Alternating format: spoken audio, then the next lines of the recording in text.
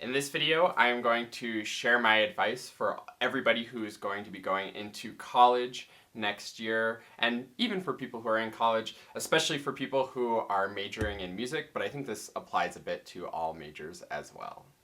My name is Josh Gu, and after years of studying the clarinet with some of the best teachers from around the world, I am excited to be sharing my knowledge with you. So go to QuickStartClarinet.com or check the description on this video to see all of the wonderful resources I have to help you reach your clarinet dreams. And of course, subscribe to this channel for weekly clarinet and music tips and tricks. So my main goal with this video is to share some of the things that I kind of regret about my college experience, or some things that I wish I had known going into it that I knew by the end of it, and hopefully be able to share that with you so that you can get more out of your college experience while you're in there.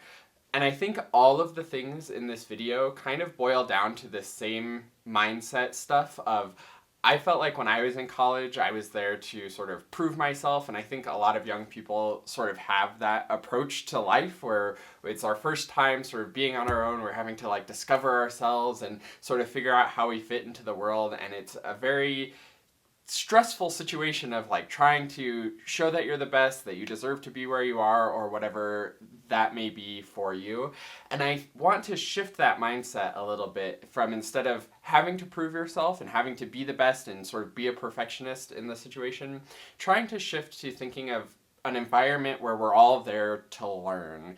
And that's the real point of college and going to university and getting a degree, is to learn the information that you're going to need for after your degree in whatever the career is. And there's so many people that you can learn from, not just the professors, but also your colleagues. There's so much that you can contribute to help guide or encourage a mindset and an environment of learning amongst your peers and amongst your professors as well. So I'm going to give some little tips and thoughts on how to shift that mindset a little bit and make a more encouraging environment for learning, rather than too stressful of an environment trying to get good grades and all of that silly stuff. So right off the bat with that idea, my first thought or tip is to focus on learning rather than on perfection. And like I just said, grades are kind of silly, and that may be very shocking. If you had said that to me as a high school senior, or really throughout most of college, I would have been like, no, grades are like the most important thing, but really they aren't. Grades maybe helped me to get into college, maybe played a role in getting into grad school, maybe, I don't even think so, and they certainly haven't done anything for me post-graduation. So grades are not nearly as big of a deal as we make them out to be, and again, the goal is to be learning. So don't be afraid to make mistakes. Don't be afraid to disappoint your professors. If you want to write a paper and you want to go way out on the limb and take it in a different creative direction than maybe they necessarily intended, sure, you might get a terrible grade, but maybe it'll spark a conversation, or at least you'll know that you put out something that was of interest to you and was something that sort of fit with what you wanted to learn and what you wanted to explore. And I think most of the time, as long as you're staying generally within the idea of the assignment, I think your professors will really appreciate that. So spend less time trying to think of the perfect thing that your professor wants to see, and more time trying to express the ideas that you want, learn, and explore the things that you want to learn and explore. My next tip, which especially applies to music majors, is to generally assume that teachers mean the best. Oftentimes we'll have a professor, and sometimes it can even be your private one-on-one instructor, and sometimes they can be a little bit mean or seem to be a little bit harsh. I think 90% of the time, those professors are just being harsh and being strong because they actually see potential in you, and they know that you can do whatever they're asking of you. They just need to sort of push a little bit and help encourage you to do whatever it is that they think you are capable of. And sometimes it's okay to sort of lean into that a little bit. If a professor challenges you, then rise to the occasion and go for it. Yes, there is maybe that 10% or less of the time where the professor is just rude and mean, and that's not a good situation to be in. So be aware of sort of toxic teacher-student relationships, because those aren't great either, and you want to either see if you can study with somebody else, maybe drop a class if it's just a random class, because we don't want those kinds of situations. But if it's a teacher that you generally get along with and they're a little bit harsh or really sort of pushing you to do more, then lean into it. Go for it. Know that they mean the best, that they don't think you're a bad person. Don't tie your self-worth into whatever your teacher says to you, no matter what it is, because that's a very dangerous game. So know that when they're being a little harsh, they just know that you can do more, and you can probably take that as knowing you can do more, and it's generally from a place of encouragement and support rather than disappointment and just being mean for the sake of being mean. My next tip may be the most important one and maybe the biggest regret from my education, and that is to make connections and sort of speak up and put yourself out there. This goes for peer-to-peer connections, of course. Get to know your colleagues. Oftentimes your colleagues and your classmates are going to be the ones who will have job opportunities for you in the future and people that you can collaborate with in the future. So always be reaching out and trying to connect with other people who have similar interests, and also for connecting with your professors and engaging with them.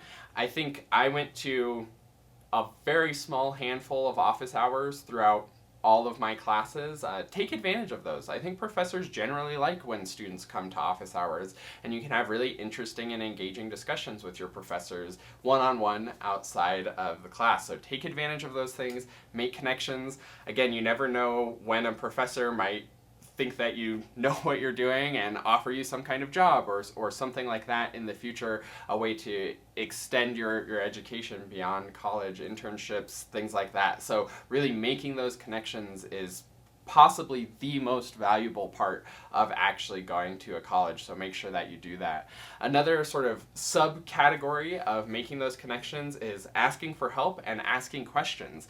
If you do something and a professor doesn't like it, say you write a paper and you get a bad grade on it, go in and ask for help, ask for feedback, have an engagement and a discussion there of why didn't you like this? What could I have done better? Things like that. And definitely asking questions and speaking up in class can be really, really powerful and meaningful. There's always those lectures or just any class, it can even happen in ensembles sometimes, where it's just very boring and you feel like nothing productive is coming of it. So don't be afraid to speak up, especially in the more academic classes. It's generally frowned upon to speak up in rehearsal setting, like a large rehearsal setting, so don't talk over a conductor if you're in that situation. But in your academic classes, feel free to ask questions. Even in an ensemble setting, maybe after rehearsal, talk to your section leader. Then they can talk to the conductor, or if you're the section leader, you can talk to the conductor about some maybe articulation things or things like that. That's great. And especially in your classes, feel free to speak up, add to the discussion, engage in the conversation. That makes the class so much more interesting for you, generally makes the class more interesting for everybody else. It definitely makes the class more interesting for the professor. So don't be afraid to put yourself out there and sort of engage in the discussion. Don't just sit there and think that you have to absorb the information and only that information. You're welcome to add your voice and add things that you're personally interested in. And that brings me to my last tip, which is to learn for interest rather than for grades. And what I mean by that is take classes that you're interested in. Don't just go for classes that you think you could easily get a good grade in. When you're in the class, think about being there for learning rather than being there to get a grade, and really take interest in the subject. If you're majoring in music, music theory is a really fascinating and interesting part of music. So try to engage with that and go in there with the mindset of learning these secondary dominant chords might apply to something in the future, or I can apply this to something in the future and will influence how maybe I interpret a solo piece that I'm working on, or I'm interested in learning how to analyze this music so that I can actually analyze pieces and become a more informed and engaging performer, because that's a more literal translation and direct influence on your actual career path and your actual interests. So go in with that mindset of figuring out how you can be interested in these topics and learning from a place of genuine interest rather than, oh, I have to remember to raise the leading tone in minor because they take 10 points off on the test when I don't do that. That's not a very interesting way to learn. It's, again, much more stressful because you feel like you have to do it right or you're going to have consequences for making mistakes. It's also a lot less satisfying because you're going in with that sort of limited mindset of it's either right or it's wrong, and you're not going to remember it very long after the test. Maybe you memorize it well enough to do it okay on the test, and then you forget it a week later. But if you go in there learning from a place of interest and genuinely be curious, why do we raise the leading tone in minor? Then you can apply that to so many more things in your life, and you'll be able to actually apply it and remember it throughout the rest of your education, hopefully the rest of your career, maybe eventually as you're passing it on and teaching it to others as well. So it's much, much more satisfying to go through college genuinely interested in learning rather than going through just trying to get a good grade. That is my advice for all of you who are going off to college next year or going back to college if you're already in your degree.